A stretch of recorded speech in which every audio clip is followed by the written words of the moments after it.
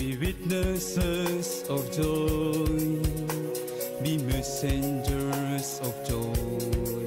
For the Lord be known, for the Lord be loved, for the gospel be served in diversity. Saudari-saudara pencinta insan yang terkasih, selamat pagi. Selamat berjumpa lagi di hari ini Jumat 20 Mei 2022. Kita akan mendengarkan permenungan yang dibawakan oleh Pater Robert Hadun CMF, seorang misionaris Claretian yang bertugas di Paroki Santo Marinus Purere, Keuskupan Agung Ende. Mari kita dengarkan bersama.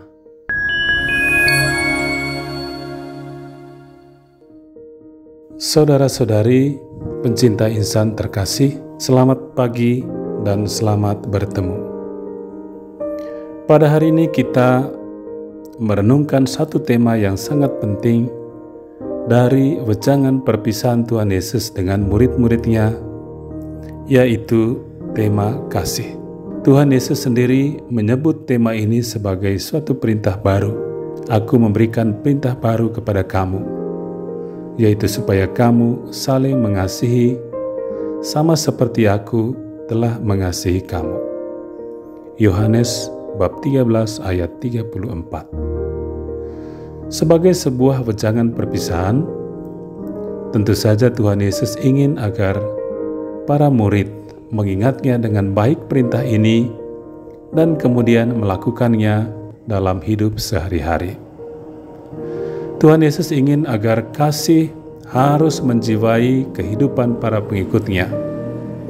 Kasih harus menjadi identitas dan prinsip kehidupan para pengikut Kristus.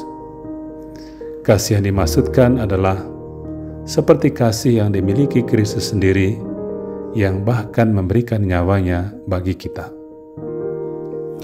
Saudara-saudari terkasih, pertanyaan penting mungkin muncul di dalam benak kita masing-masing adalah, mengapa Tuhan Yesus memberikan tekanan yang begitu penting pada perintah kasih ini dalam Injil Yohanes?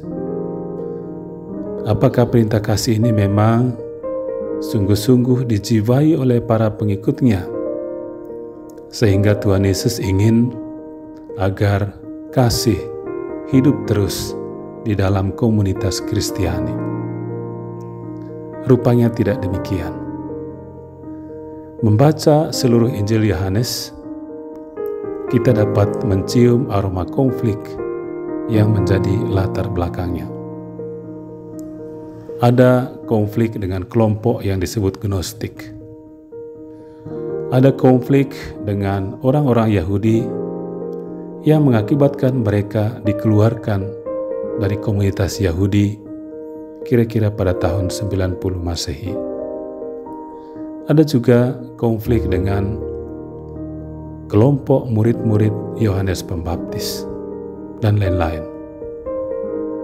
Konflik-konflik atau persoalan-persoalan ini tentu saja menyisakan luka yang sangat mendalam bagi para pengikut Kristus.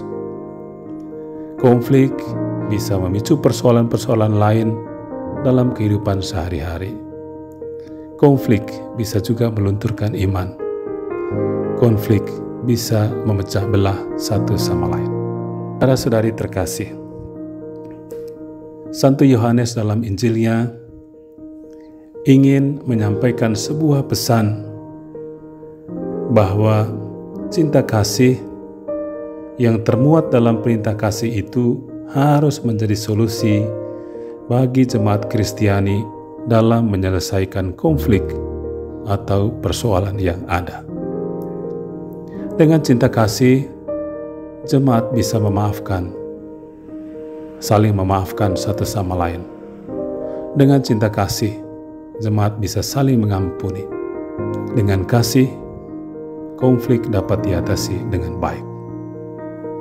Sebab cintanya yang besar yang Tuhan berikan, bahkan sampai menyerahkan nyawanya demi keselamatan kita, jadi daya penggerak bagi kita. bagi para pengikut Kristus.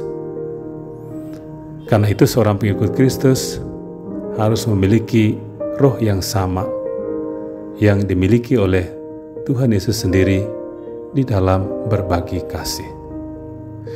Model kasih yang harus diikuti oleh para pengikut Kristus adalah Kristus sendiri, yang bahkan tanpa memperhitungkan balasan manusia, Ia memberikan cintanya sampai sehabis-habisnya bagi kita. Saudara-saudari terkasih, dalam melaksanakan perintah kasih tentu saja tidak mudah. Cinta kasih adalah buah dari roh.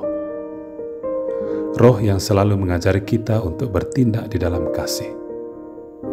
Karena itu, marilah kita selalu membuka diri pada dorongan Roh Kudus untuk melaksanakannya dalam hidup sehari-hari. Tuhan memberkati kita.